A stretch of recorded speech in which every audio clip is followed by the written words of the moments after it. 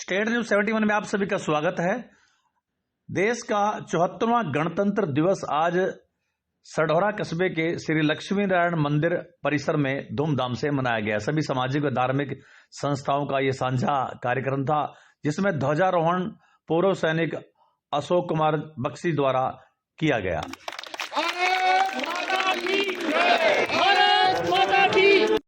ध्वजारोहण के साथ ही सभी के द्वारा भारत माता के जय घोष, वंदे मातरम के जय घोषों से आकाश गुंजायमान कर दिया गया और उसके पश्चात सभागार में मां भारती के समक्ष दीप जलाकर कार्यक्रम का विधिवत रूप से शुभारंभ भी किया गया।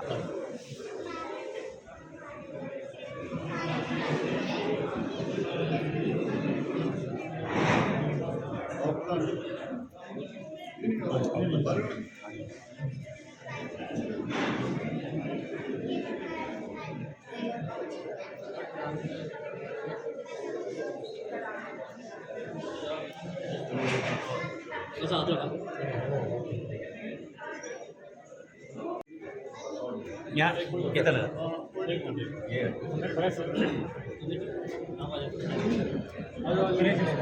सीतेज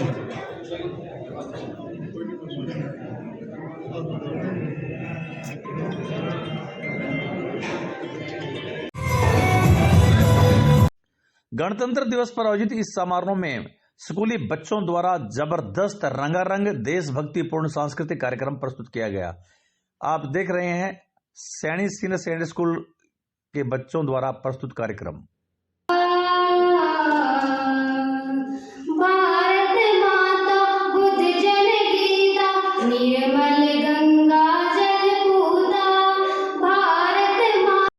समारोह में विद्यार्थियों द्वारा जबरदस्त हरियाणवी नृत्य करके दर्शकों को मंत्रमुग्ध कर दिया गया। बड़ी ही शान से हमें मिली आजादी थी। आजादी के लिए हमारी लंबी चली लड़ाई थी। लाखों लोगों ने प्राणों से कीमत बड़ी चुकाई थी। व्यापारी बनकर आए हो, छल से हम पर राज किया। अब हमको आपस में लड़वाने की नीति पर उसने काम किया। हमें अपना गौरव पाया।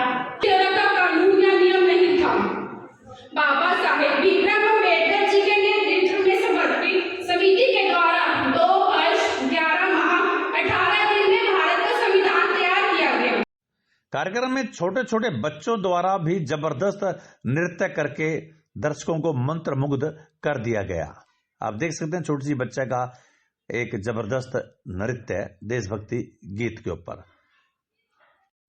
समारोह में सभी संस्थाओं के पदाधिकारी उपस्थित रहे, साथ ही गणमान्य लोग भी उपस्थित रहे, चाहे रिटायर्ड कर्मचारी संघ, भारत विकास परिषद, श्री कृष्ण कृपा सेवा समिति, त्रिवेणी नगर खेड़ा समिति, श्री कृष्ण कृपा सेवा समिति के अलावा तमाम संस्थाओं के पदाधिकारी इस कार्यक्रम में शामिल हुए। वहीं स्कूली बच्चे भी एवं उनके अभिभावक भी इस कार्यक्रम की शोभा बढ़ाने के लिए पहुंचे। First of all, I wish you a very happy Republic Day. Today is 26 January and we are celebrating 74th Republic Day. Republic Day is a national festival of India. We celebrate this day with a great joy and happiness. On this day, the Constitution of India came into force in 1950. The Constitution is the supreme law of India. Our Constitution was written by Dr. B.R. Ambedkar. We should always respect our Constitution. Republic Day makes us realize the importance of democracy. Republic Day teaches us to live in peace, love and unity. I am proud to be an Indian and I love my country very much. Thank you. Jai Hind, Jai Bharat. लगभग final हो गया है। कुछ उसमें अड़चन आ रही थी। हम पीछे 17 जनवरी को भी एसडीएम साहब के पास गए थे, तो हमने उनको बताया कि इससे प्रॉब्लम आ रही है, तो उन्होंने वो प्रॉब्लम भी मौके पे सॉल्व करवाई और वो भी अब फाइनल है हमारा काम की। लगभग जल्दी उन्होंने हमें आश्वासन दिया है कि आने वाले 2-3 महीने में हमारा अस्पताल का काम भी शुभ निकल जाएगा। लेकिन अब आगे क्या, अब हमारा शहर में समस्याएं तो खत्म नहीं हुई, तो हमने फिर दोबारा उस पर विचार किया। अब आगे की कोई ना कोई लड़ाई लड़ेंगे, तो उसके लिए हम 26 जनवरी के दिन की वेट कर रहे थे, जो आज आ गया है। तो हम उसी संघर्ष में आगे बढ़ाते हुए अब आपने सबने देखा होगा हमारे आसपास बिलासपुर, बराड़ा छोटे छोटे गांव थे और सरोरा तब भी शहर था। ये आप सबको पता है सरोरा शहर था, लेकिन सरोरा आज पिछड़ के पीछे रह गया है और वो आज एक चमचमाता शहर बन गया है। हमारे में ऐसी क्या कमी थी? सरकार ने ऐसा क्यों सोतला व्यवहार किया? आज से 10 साल पहले सरकार ने बिलासपुर को उपमंडल घोषित किया था, आज बिलासपुर चमचमा रहा है। अभी 2-3 महीने पहले ही छछरौली को भी उपमंडल घोषित कर दिया है। कितना बुरा समय हमारा चल रहा है। यमुनानगर जिले में नगर पालिका होते हुए, शहर होते हुए एक पंचायत को उपमंडल घोषित कर दिया है, तो हम कहाँ जाएंगे? कहीं ना कहीं हमारे शहर के युवाओं में बहुत रोष है इसके लिए कि हमारे लिए सरकार कुछ भी नहीं कर रही है। तो हमने आज यही सोचा था कि हम इस बार जो हम संघर्ष करेंगे वो उपमंडल के लिए करेंगे। मुझे पता है ये काम बहुत मुश्किल है, आसान नहीं है। इसके लिए हमें बहुत बड़े धरने, रोष प्रदर्शन करने पड़ेंगे, लेकिन हम अपने हिस्से का काम जरूर करेंगे। और जैसे आप सबने अस्पताल की लड़ाई में हमारा साथ दिया था और आज हम उस लड़ाई में कामयाब हुए, मैं आपसे पूरा ही निवेदन करता हूँ, पूरा विश्वास है मुझे कि आप इस लड़ाई में भी हमारा साथ देंगे। हम इसके लिए उपमंडल, सढौरा उपमंडल गांव संघर्ष समिति बनाएंगे, जिसके दिशा निर्देश में हम आगे लड़ाई को जारी रखेंगे। चाहे इसके लिए हमें धरने भी देने पड़ेंगे, रोज प्रदर्शन, कुछ भी बड़े से बड़े कदम उठाने पड़ेंगे, लेकिन सरकार तक हम अपनी आवाज़ जरूर पहुँचाएंगे कि हमारा यह जो युवा वर्ग है, हम इसके लिए कर क्या रहे हैं?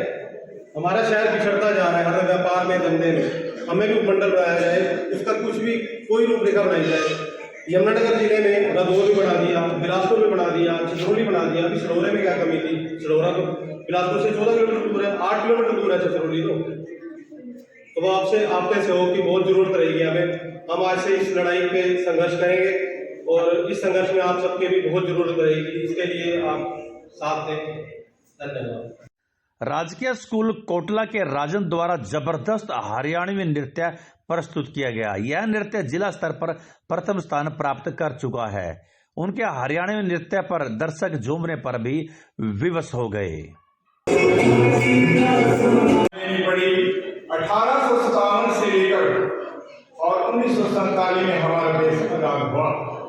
लगभग 100 साल के करीब, 1 सदी के करीब लगी, तभी हमें आजादी मिली। और उन वीर शहीदों ने जिन्होंने कुर्बानी दी है इस देश के लिए, मैं उनको भी नमन करता हूँ। और जब अवसर पर उनका जो ऋण है, जो शहीद हुए हैं इस देश के ऊपर, उनका मैं आभार प्रकट करता हूँ। और हमें इस आज़ादी को संभाल के रखना है।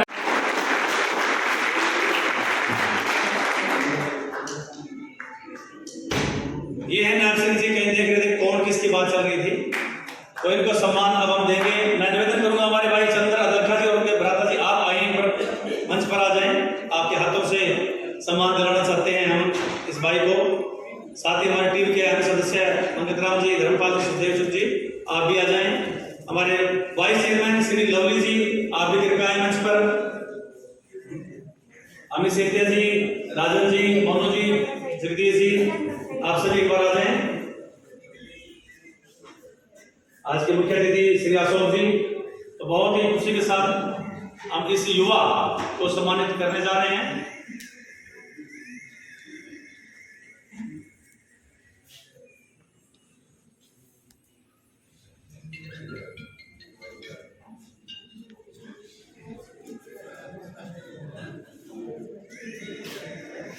एक शील्ड के साथ साथ एक समृद्धि चिन्ह के साथ हमारे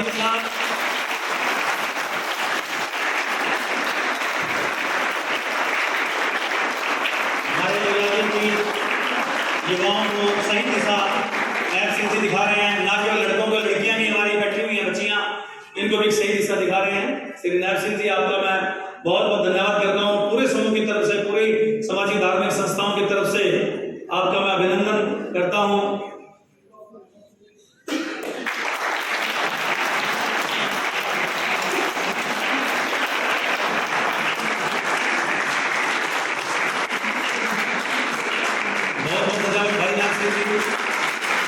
आज इस प्रकार से आप लगे हैं।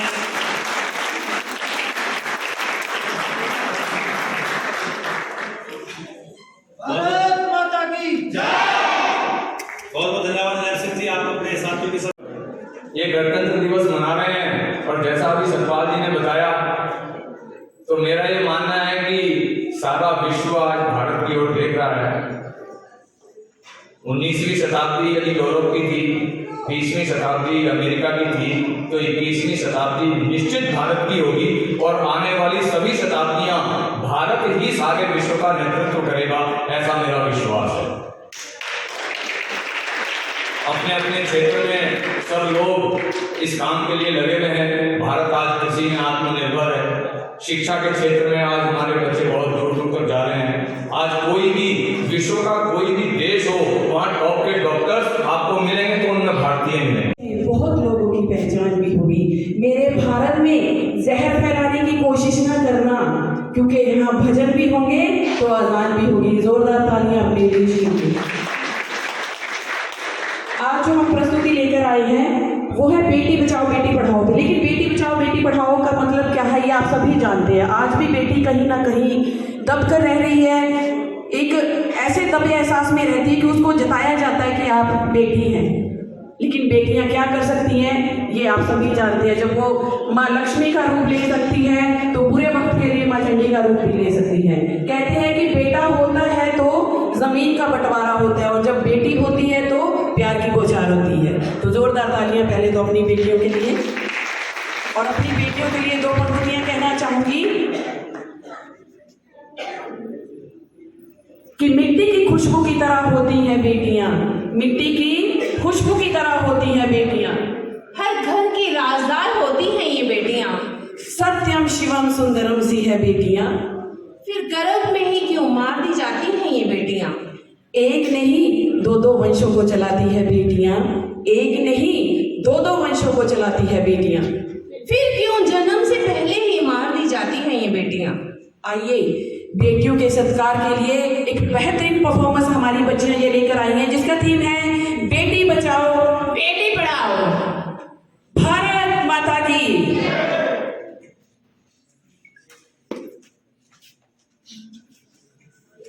इस देश में बेटियों को कन्या कहा जाता है।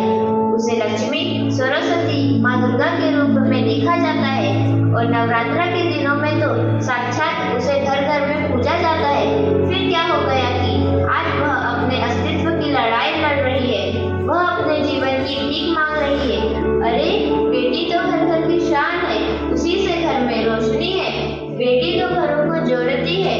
तो आइए बेटियों के सम्मान में हम एक नाटक प्रस्तुत करने जा रहे हैं जिसका शीर्षक है बेटी बचाओ बेटी पढ़ाओ।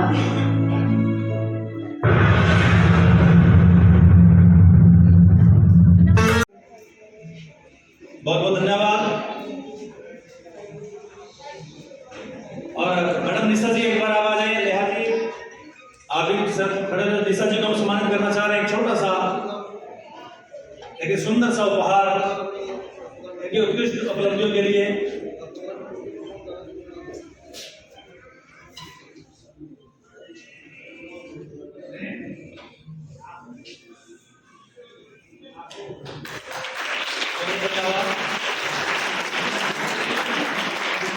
और अंतिम प्रस्तुति एक बच्ची इसी प्रकार से। कार्यक्रम के अंतिम चरण में बेटी बचाओ बेटी पढ़ाओ की थीम पर मुस्कान द्वारा जबरदस्त नृत्य प्रस्तुत किया गया। वहीं एसएस स्कूल की जानिया शर्मा एंड पार्टी द्वारा भी इसी थीम पर एक जबरदस्त नृत्य प्रस्तुत किया गया। बच्चों की प्रस्तुति से वास्तव में दर्शक तालियां बजाने पर विवश हो गए थे और बच्चों का हौसला अफजाई लोगों ने द्वारा खूब की गई। जैसे कि आज 14वां गणतंत्र दिवस है, मैं आप सबको बधाई देता हूँ। और दोस्तों अभी अमित सेठी ने बताया कि श्रोताओं मंडल, और मैं अमित सेठी को विश्वास दिलाता हूँ कि हमारी पूरी टीम उनके साथ है। जब भी वो आए लगाए चाहे याद लगाएं, इस कार्यक्रम के लिए हमारी टीम हमेशा उनके साथ है। और एक छोटी सी कहानी मैं आपको सुनाना चाहता हूँ कि वो कहते हैं कि अकेला आदमी क्या कर सकता है। अकेला आदमी अगर चाहे तो बहुत कुछ कर सकता है। सन 1979 में असम में ब्रह्मपुत्र में जबरदस्त बाढ़ आई और उस बाढ़ में एक लड़का यादव बयान 16 साल का जिसका नाम था, उस लड़के ने देखा कि वहां पर बाढ़